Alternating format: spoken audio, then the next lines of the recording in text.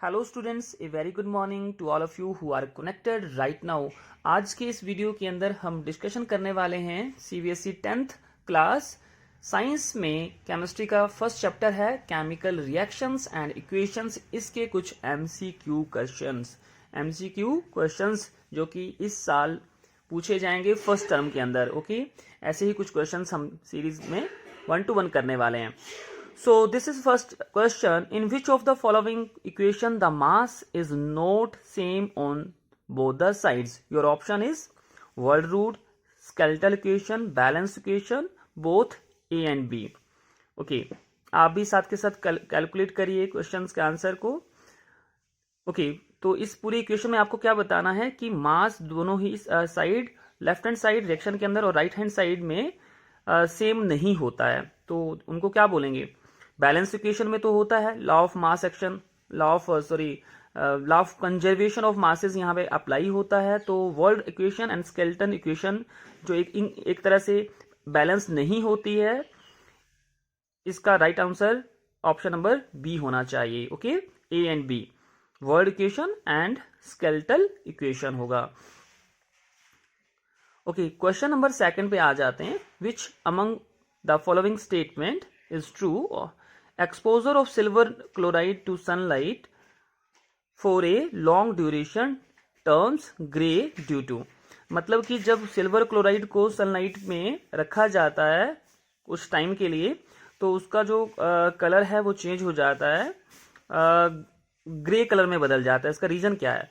So first आपके पास यहाँ option में है, क्यों क्या रीजन है? The formation of silver by decomposition of silver chloride, sublimation of silver chloride, decomposition of chlorine gas from silver chloride और oxidation of silver chloride। तो इस चैप्टर के अंदर एक रिएक्शन है डिकम्पोजिशन रिएक्शन और उसके अंदर एक पार्ट आता है फोटो डिकम्पोजिशन रिएक्शन। तो सिल्वर क्लोराइड को सनलाइट में रखा जाता है, सनलाइट मतलब यहाँ पे फोटो डिकम्पोजिशन रिएक्शन होने वाली है, जिसकी वजह से सिल्वर क्लोराइड किस में बदल जाता है? सिल्वर प्लस क्लोरीन के अंदर। AgCl किस में बदलेगा सनलाइट में? सिल्वर प्लस क्लोरीन गैस में। और ठीक है, सो आपके पास ऑप्शन क्या रहेगा? सब्लिमेशन तो होगा नहीं, डिकम्पोजिशन भी नहीं होने वाला है, ठीक है, और ऑक्सीडेशन भी नहीं होगा। तो आपका जो राइट आंसर होना चाहिए ऑप्शन नंबर ए। ओके, एक नेक्स्ट एनसीईआरटी एग्जाम्पलर का क्वेश्चन लिया गया है, तो देखते हैं इसमें क्या कहा गया। 3 बीकर्स लेने हैं, A, B एंड C, और सभी बीकर्स में आपने 25 ml क्या करना है? वाटर डाल देना है उनमें। ओके, और उसके बाद थोड़ा थोड़ा अमाउंट सोडियम हाइड्रोक्साइड का डालना है, एनहाइड्रस कॉपर सल्फेट लेना है, NaCl लेना है बीकर में, और इक्वली रिस्पेक्टिवली 1 to 1 उनमें ऐड करते चले जाना है।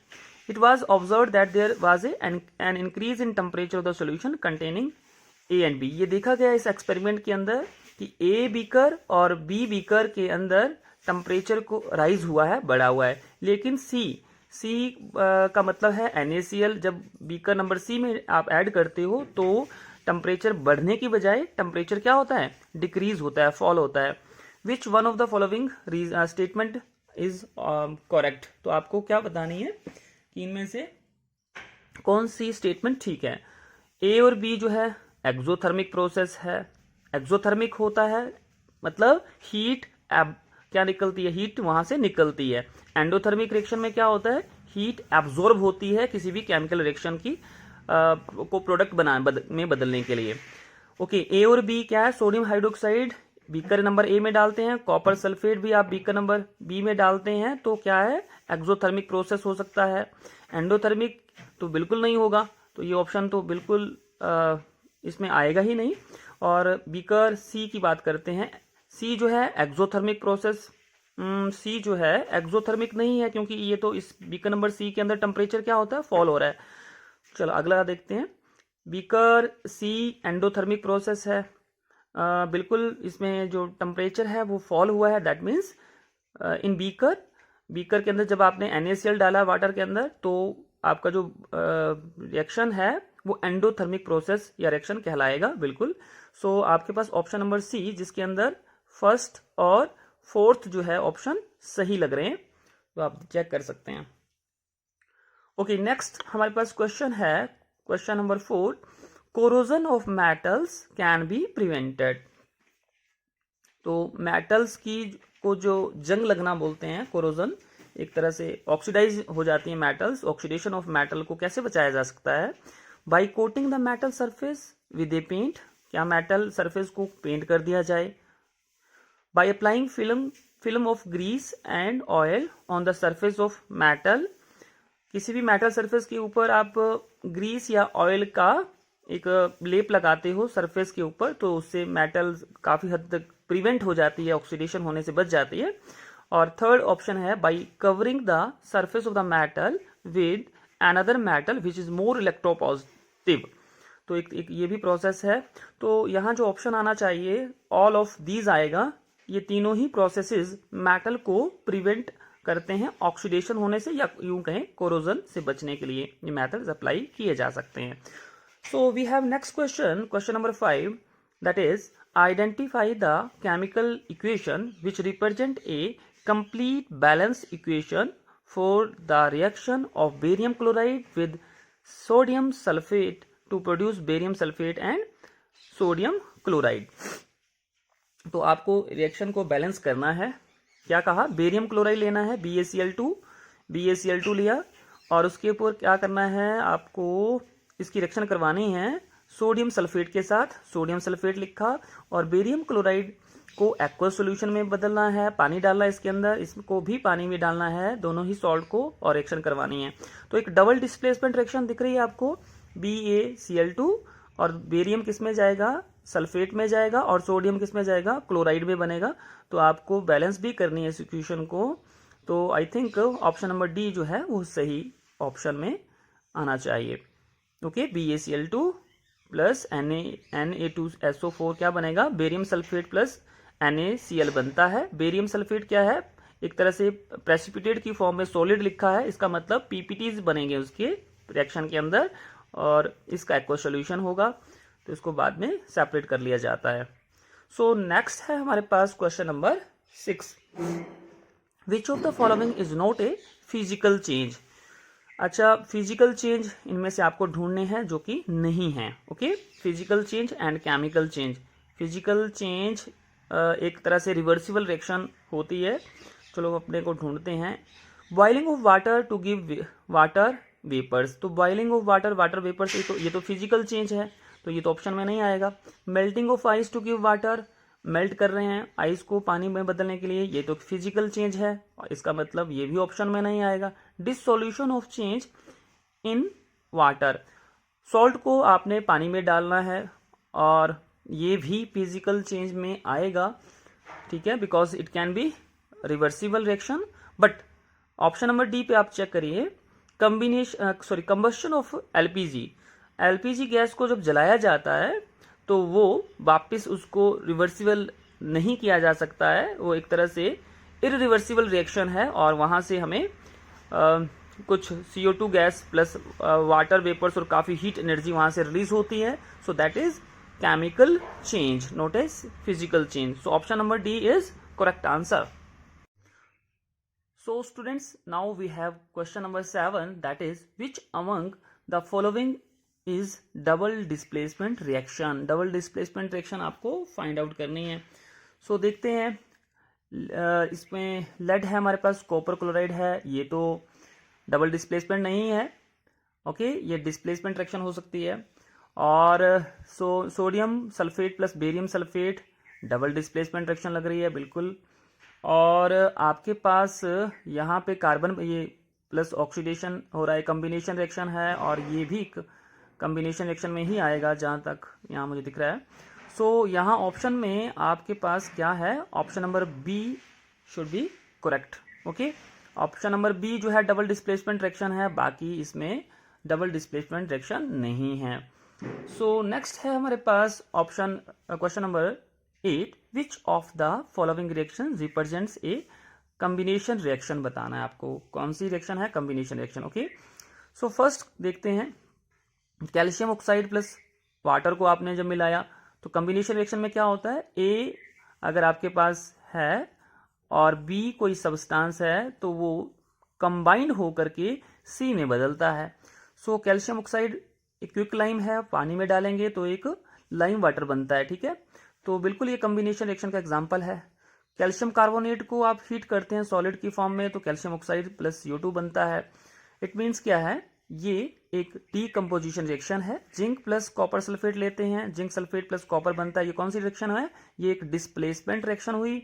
और फेरस सल्फेट है और यहाँ पे आयरन का ऑक्साइड बनता है, सल्फर डाइऑक्साइड और सल्फर ट्राइऑक्साइड गैस बनती है। ये भी एक डीकम्पोजिशन रिएक्शन है। तो हमें जो क्वेश्चन में पूछा गया था कॉम्बिनेशन रिएक्शन, तो हमारे पास ऑप्शन नंबर ए जो है सही आंसर होगा। Okay, so we have next question that is which of the following observation help us to determine a chemical change has taken place। जब एक केमिकल रिएक्शन होता है तो ऐसी क्या क्या ऑब्जर्वेशन है जिससे कि हमें ये पता चलता है कि एक तरह से केमिकल चेंजेस उसमें हो चुके हैं। ओके, सो केमिकल देखते हैं। चेंज इन टेम्परेचर, जब टेम्परेचर चेंज होता है तो हम कह सकते हैं कि केमिकल रिएक्शन हुआ। बी ऑप्शन है चेंज इन कलर, बिल्कुल होता है। केमिकल रिएक्शन जब होता है तो हो सकता है वहां जब रिएक्शन हुआ तो कलर में चेंज आए। Evolution of gases, evolution of gases भी होता है, गैस भी निकल सकती है। सो option number D is correct answer. All of these ये सारे ऑब्जर्वेशन हो सकते हैं जब एक केमिकल रिएक्शन या केमिकल चेंज किसी भी रिएक्शन में हो। ओके, क्वेश्चन नंबर 10 में हम पहुंच चुके हैं। अब देखते हैं क्या कह रहा है। A dilute ferrous sulfate solution was gradually added to a beaker containing acidified potassium permanganate solution. The light purple color of a solution fade and finally disappear. Which of the following is correct explanation for the observation? अभी देखिए question क्या पूछा गया। अगर आपके पास dilute iron sulphate है, ferrous sulphate solution लेना है और उसको धीरे धीरे धीरे किसी बीकर में डालना है, जिस बीकर के अंदर पोटाशियम KMnO4 पोटाशियम परमैंगनेट होता है। ये ऑलरेडी एसिडिफाइड है, मतलब पहले आपने KMnO4 लिया, उसके अंदर थोड़ा सा एसिड डालना है और धीरे धीरे फेरस सल्फेट उसके अंदर डालते चले जाना है। और उसका जो KMnO4 जो होगा सॉल्यूशन वो एक लाइट पर्पल कलर का होगा, लेकिन फेरस सल्फेट डालने के बाद उसका कलर चेंज होता चला जाएगा, फेड होता चला जाएगा और बाद में अगर और एडिशन करते चले जाएंगे तो वो डिसअपीयर हो जाएगा। ठीक है, KMnO4 का पिंक कलर का आएगा तो ये डिसअपीयर हो जाएगा। इसका कारण पूछा है कि क्यों ऐसा होता है। बिकॉज आपको याद रखना है KMnO4 जो होता है एक बहुत पावरफुल ऑक्सीडाइजिंग एजेंट होता है, ये ऑक्सीडेशन कर देता है। तो KMnO4 it is a oxidising agent और इट ऑक्सीडाइज फेरस सल्फेट को क्या करेगा, ये ऑक्सीडाइज कर देता है, जिसकी वजह से इसका कलर चेंज होता है। तो आपके पास ऑप्शन नंबर ए जो है आपका करेक्ट आंसर होगा।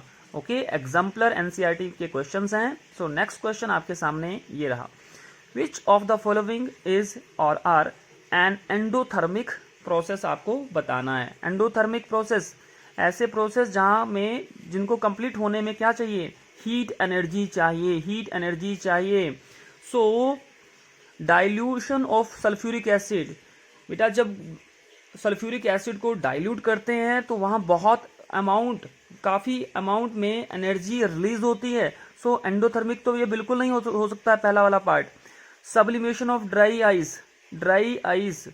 आइस किसको कहा जाता है, CO2 को सब्लिमेशन करेंगे तो CO2 को सब्लिमेशन किसी भी सब्सटेंस को सॉलिड फॉर्म से हीट करने पर अगर वो किस में चला जाए, गैसेस में बदल दिया जाए तो उसको हम सब्लिमेशन बोलते हैं।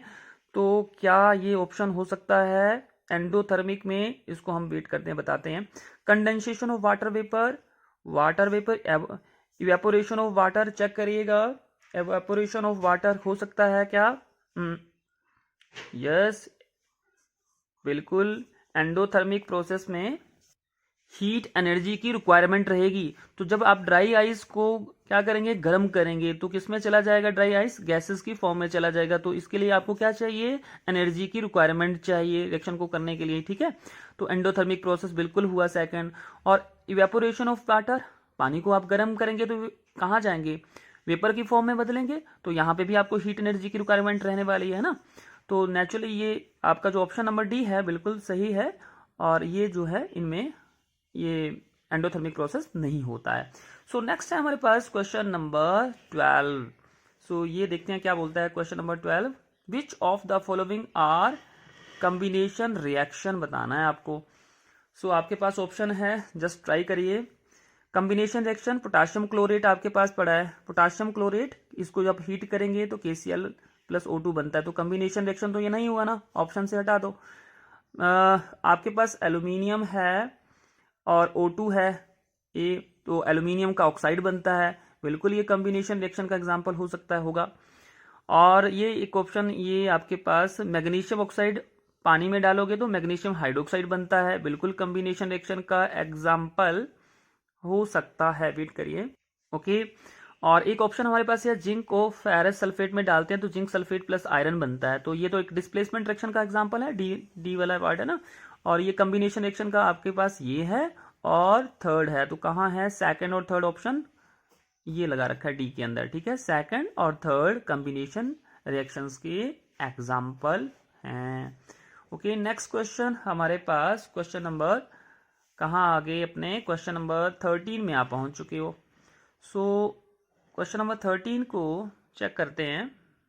सो ये देखिएगा, in which of the following chemical equation the abbreviation represents the correct states of the reactant and product involved in at reaction temperature. तो आपको ये बताना है एब्रिविएशंस, है ना, करेक्ट स्टेटमेंट बतानी है।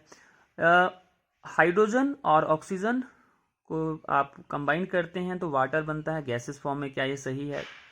सेकंड ऑप्शन है, गैस अगर H2 में लेते हैं, ये लिक्विड में लेते हैं तो ये लिक्विड बनेगा, क्या ये सही है। क्या आपके पास ऑप्शन C सही है, चेक करिएगा आप अपने लेवल पे भी, और ऑप्शन कौन सा सही लग रहा है आपको।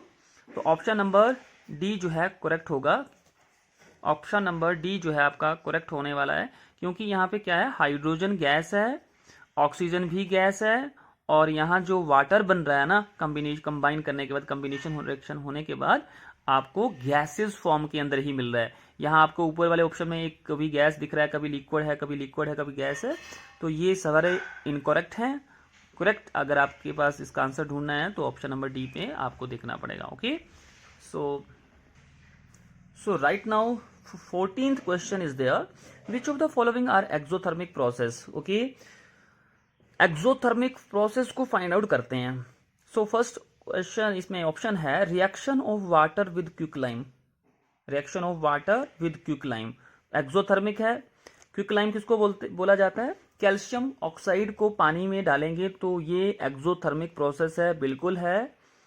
कैल्शियम ऑक्साइड को वाटर में डालेंगे तो कैल्शियम हाइड्रोक्साइड बनता है, एक्सोथर्मिक रिएक्शन है, बिल्कुल है।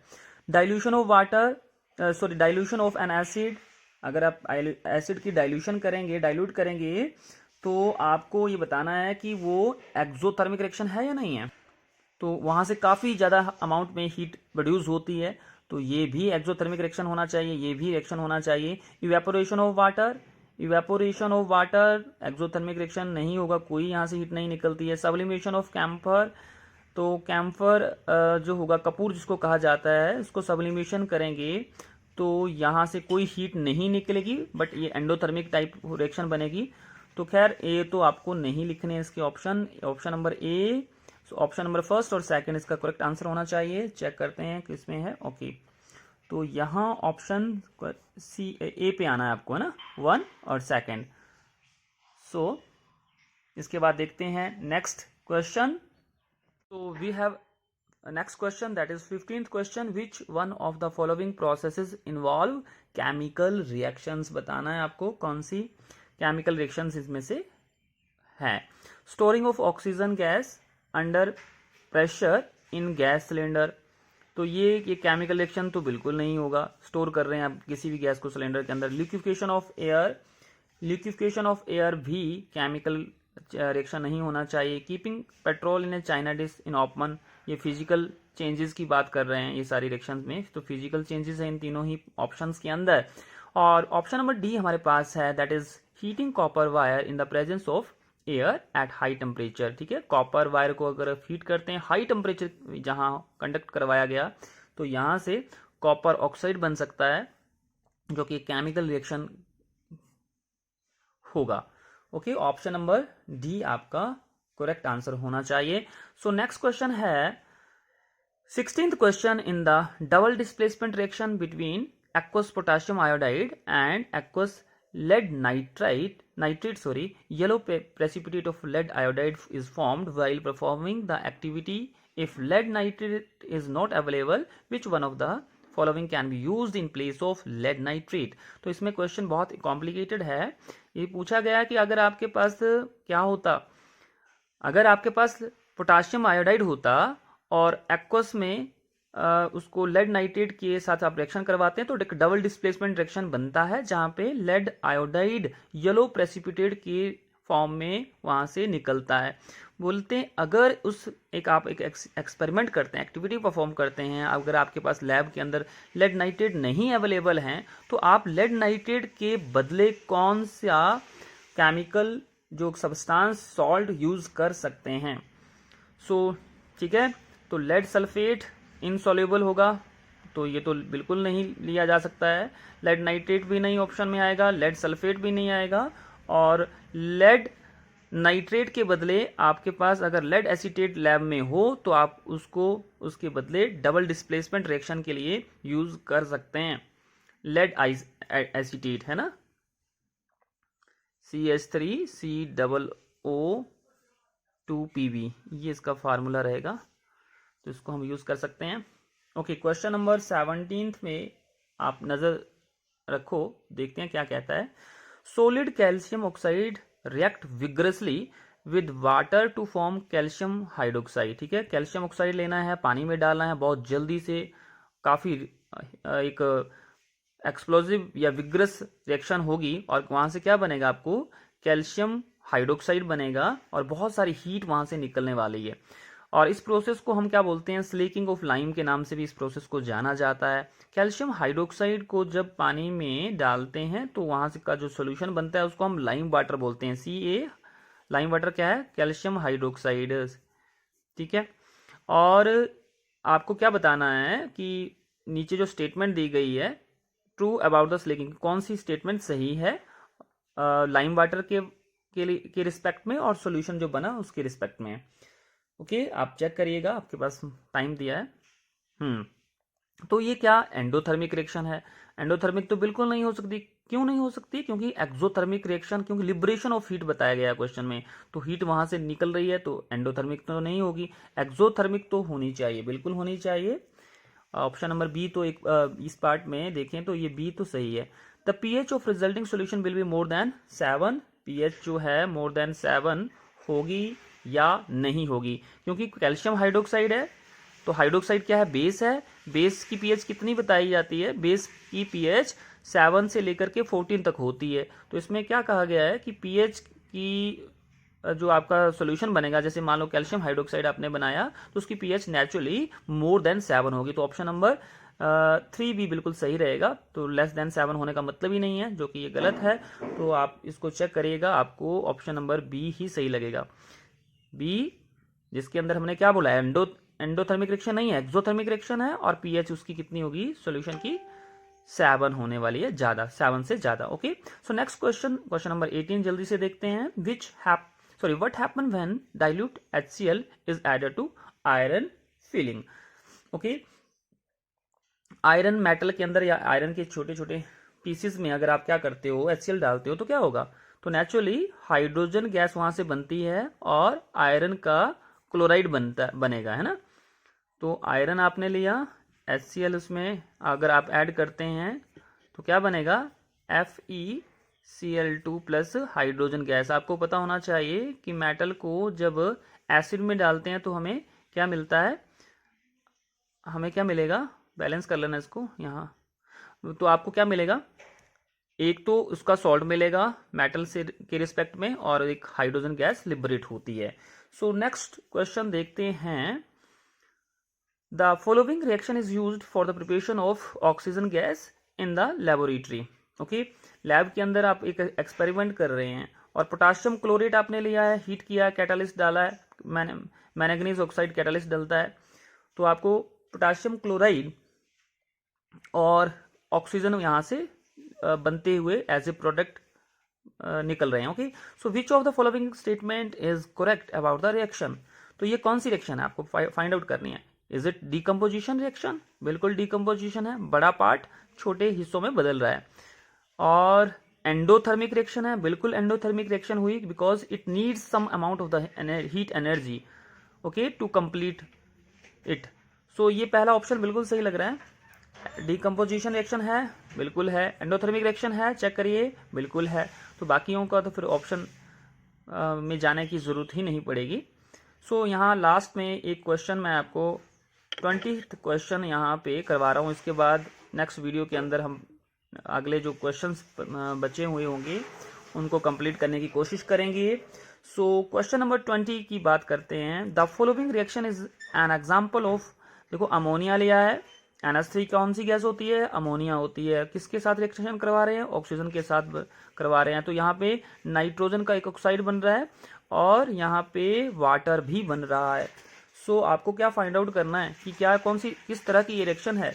क्या ये डिस्प्लेसमेंट है, कॉम्बिनेशन है, रिडॉक्स रिएक्शन है या न्यूट्रलाइजेशन रिएक्शन है। सो देखो डिस्प्लेसमेंट रिएक्शन क्या होती है वो आपको ऑलरेडी पता होगा। सो ऑप्शन आपके पास हैं, चेक करिएगा। तो option number C is correct answer. तो ये एक डिस्प्लेसमेंट रिएक्शन है और साइड बाय साइड ये एक रिडॉक्स रिएक्शन भी है। रिडॉक्स रिएक्शन कौन सी रिएक्शंस होती हैं, ऐसी रिएक्शन जहां पे ऑक्सीडेशन के साथ साथ क्या होता है, रिडक्शन भी होता है। ओके, डिस्प्लेसमेंट रिएक्शन के अंदर क्या होता है कि एक हाई पावरफुल एक एलिमेंट जो है लेस पावरफुल एलिमेंट को डिस्प्लेस कर देता है। तो यहाँ ऑक्सीजन क्या कर रहा है, अमोनिया के नाइट्रोजन के इसके हाइड्रोजन वाले पार्ट के साथ रिएक्ट करके